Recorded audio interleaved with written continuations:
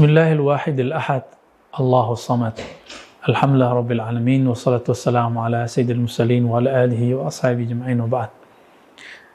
Sahabat-sahabat dimuliakan Allah, ada satu kajian yang menjadi kajian khas para peminat ilmu ma'rifatullah. Ilmu mengenal Allah Subhanahu wa taala dari sisi yang lain, bukan dari sisi ilmu akidah versi kalamiyah, akidah Asy'ari atau versi Salafi di luar ini. Ini kemudian disebut dengan al-maratib as-sab'ah, martabat yang 7.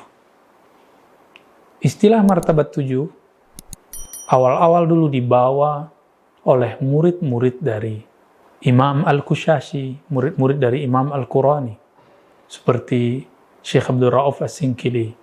Kemudian di zaman berikutnya dibawa oleh murid Syekh Muhammad bin Abdul Karim Samman, yaitu Syekh Abdul Samad Al-Falimbani, yang konon beliau lama di Mekah dan Madinah, orang Palembang, lalu kuburannya belakangan ditemui di Thailand. Begitu juga kalau kita cek sampai ke daerah Riau, Sumatera, Minangkabau, sampai ke Banten, dan yang mengagetkan di daerah Banjar, Sulawesi, Makassar kah itu, bagian agak ke atas Gorontalo, Manado. Yang lebih mengagetkan lagi, di Kesultanan Buton, di Keraton Buton, ini menjadi salah satu filosofi, bahkan boleh disebut falsafah daulah, falsafah kesultanan.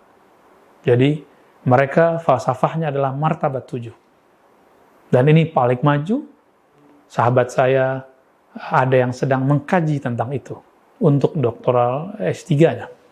Sahabat-sahabat dimuliakan Allah, apa itu dan siapa yang membawa? Mungkin kita mulai dari siapa yang membawa. Martabat 7 ini sebenarnya dikembangkan dari perbedaan antara filosof yang menghubungkan antara Allah dengan alam dengan teori disebut faid, emanasi. Bahwa alam ini adalah luahan atau pancaran atau isyraq dari Allah Subhanahu wa taala. Begitu ajaran dari Aristoteles. Supaya berbeda dengan filosof Masya'iyah peripatetik ini, kemudian ahli kalam menemukan di Quran bahwa hubungan alam dengan Allah adalah penciptaan, hubungan takhliq, khalqiyah. Allah menciptakan, khalaqtuka biyadayya wa lam taku syai'a. Hai Adam, aku ciptakan engkau dulu tidak ada, langsung dengan tanganku. Artinya hubungan Allah dengan alam, menurut ahli akidah, hubungan penciptaan, dari ketiadaan menjadi ada. Adapun ahli azwaq, ahli rohani, yang juga ahli sunnah, mereka mempunyai pendekatan yang lebih sederhana lagi, yaitu pendekatan cinta, pendekatan hub, pendekatan zauq, rasa. Muncullah kemudian Imam Abu Yazid, Imam Shibli, Imam Junaid, kemudian dikembangkan oleh Imam Ibn Arabi dikembangkan oleh Imam Al-Jili. Lalu dari perkembangan itu disimpulkanlah menjadi 7 istilah wujud. Disebut dengan maratibul wujud as-sab'ah. 7 martabat atau martabat 7. Imam yang menggabungkan ini bernama Muhammad ibn Fadlullah Al-Burhapuri atau Al-Burhanpuri. Imam ini menulis satu kitab berjudul At-Tuhfah Al-Mursalah ila ruhi Sayyidina Muhammad Rasulullah sallallahu alaihi wasallam. Hadiah yang dikirimkan untuk Nabi Muhammad sallallahu alaihi wasallam. Beliau kemudian menjaga kaidah-kaidah ilmu akidah Asy'ariyah, karena dia seorang Asy'ari, dia seorang sufi, supaya tidak dilanggar, maka beliau memberikan kaidah-kaidah sebagai guidance. Tapi beliau menyebutkan hubungan kita dengan Allah dengan hubungan wujudiyah ini, bahwa Allah tabaraka wa ta'ala awalnya dengan keesaan kesendiriannya disebutkan dalam surat Al-Ikhlas, Qul huwallahu ahad, dialah Allah yang ahad. Maka sebutan Allah ahad ini, Allah subhanahu wa ta'ala belum menampilkan, belum menyebutkan nama dan sifat.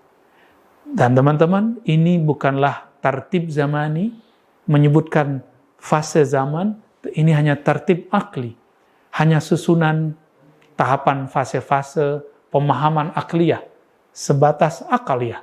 Bukanlah menunjukkan Allah awalnya sendiri, kemudian Allah berubah, tidak. Lalu di tahapan pemahaman ilustrasi berikut, Allah mulai memancarkan di dalam dirinya semua nama dan sifat, tetapi Allah belum zahirkan, masih secara global. Yang tadi disebut ahadiyah, sekarang disebut al-wahdah. Lalu setelah itu, Allah Subhanahu wa Ta'ala baru kemudian menampilkan huwallah, dialah Allah, menyebut dirinya dengan nama-nama dan sifat-sifat yang sudah rinci. Inilah disebut dengan al-wahidiyah atau wahdaniyah. Inilah perbedaan antara ahad dengan wahid. Ahad belum ada nama-nama selain itu. Sedangkan wahid, semua nama sudah ada. Nama-nama itu ada pada al-wahid. Allah yang Maha Esa, Maha Satu. Allah yang Maha Sendiri ini, Maha Esa, Maha Tunggal ini kemudian ingin dikenal. Maka Ia menciptakan makhluk. Karena keinginannya dikenal, maka terciptalah makhluk. Memancarlah daripada sifat dan namanya itu. Kemudian bahkan dari hembusan nafasnya, kemudian disebut dengan alamul arwah, para arwah. Disinilah kemudian lanjut ke alam mithali. Alam mithali yang kita lihat di alam mimpi. Lanjut kemudian ke alam ajsam, alam jisim. Dan semua ini terkumpul pada diri Nabi Muhammad, yaitu disebut al-insan al-kamil. Makhluk yang sangat sempurna. Jadi yang bisa memahami nama-nama Allah, sifat-sifat Allah, dan hubungan semua ini, itu hanyalah al-insan al-kamil. Begitulah kata Imam Muhammad ibn Fathullah al-Burhapuri. Siapakah imam ini? Ini yang belum kita sebutkan. Imam ini ternyata adalah guru dari Imam Ahmad Asy-Syannawi, salah satu imam di Madinah, adalah mursyid dalam beberapa thariqah, thariqah Khalwatiyah, Syattariyah, dan juga Naqsyabandiyah, Qadiriyah. Beliau ini kemudian punya murid namanya Syannawi, Ahmad Syannawi. Ahmad Syannawi kemudian punya murid namanya Al-Qushasi, Al-Qurani. Dari situlah turun ke Syekh Abdul Rauf As-Singkili, turun ke Burhanuddin di daerah Ulakan dan Abdullahi Pamijahan, dan beberapa ulama-ulama lain.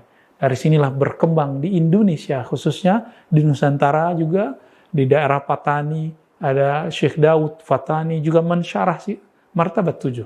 Dan saya melihat di perpustakaan kawan-kawan kita di Malaysia, itu sudah diterjemah jadi bahasa Melayu. Ternyata itu terjemahan lama, yang juga pernah diterjemah oleh Syekh Abdul Samad, Syekh Abdul Rauf Singkili, Syekh Burhanuddin, dan semua ulama-ulama yang saya sebutkan tadi. Sahabat-sahabat makan Allah, tapi dari semua itu, Martabat 7 hanyalah sebuah metode untuk memahami hubungan hamba dengan Allah Sang Pencipta. Mungkin di luar itu ada metode-metode lain. Lebih kurang itulah Martabat 7 sekilas yang dapat kita tampilkan. Wassallallahu ala Muhammad.